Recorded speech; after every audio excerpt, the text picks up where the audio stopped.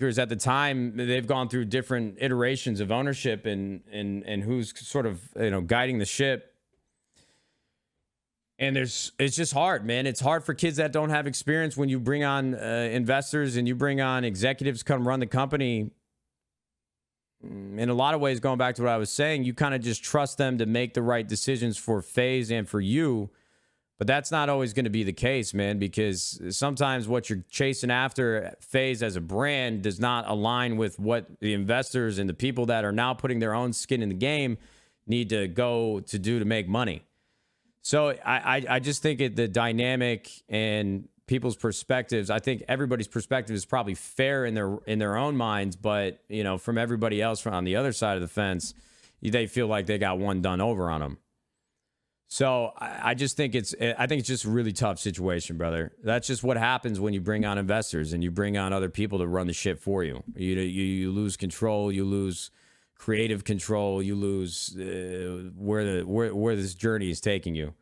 So I hope they can get it squared away. I don't think what's happened on the stock market is really fair to like FaZe as in terms of what they've built. And, probably one of the worst times in history to, go public through a SPAC.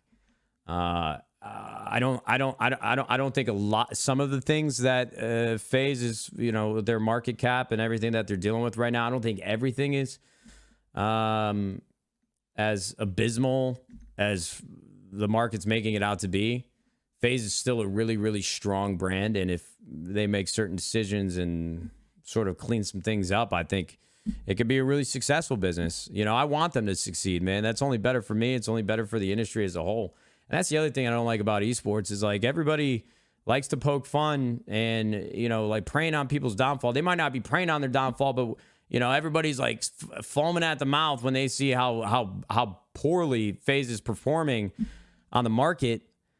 And it's either like one of two things, like all the smart people in esports are like, I fucking told you so. And then the journalists are like foaming at the mouth because, they know how many clicks they're going to get with how bad of a situation it is. But let me tell you this, and let me be abundantly clear. FaZe is the lack of success on the market. And, you could say that was their own doing and they fucked us by jumping in and giving that a shot. Their lack of success on the market is a terrible thing for the esports industry as a whole, man. Like people look at that, outside investors or people that want to be a part of gaming and they want to invest in it. They won't touch it with a 100-foot pole, seeing what's happened. And I think the savvy investors that know that that's just like a very unique situation, they'll still be involved.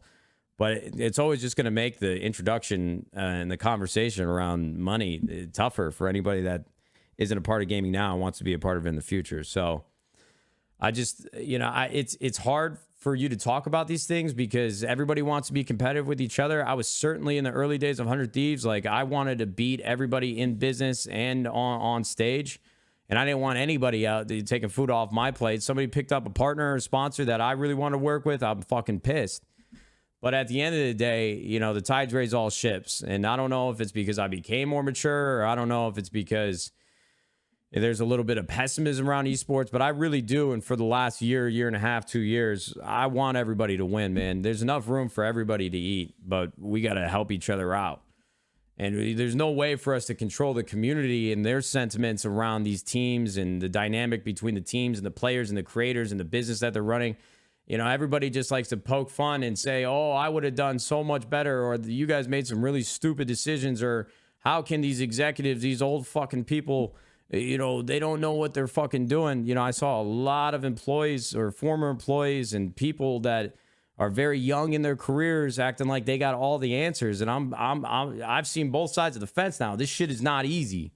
It's not easy. And I'll tell you, 99% of people that I've met that work on the back end at esports teams, they're not over here plotting like Mr. Burns, like how the fuck am I going to hoodwink and do one over on the community so I can line my pockets. There might be some, but those are few and far between. So I think just in general, people need to be a little bit more uplifting and a little bit more supportive and not as pessimistic and five-head, oh, that was a really dumb fucking decision. Thanks a lot, idiots. It's just not that black and white.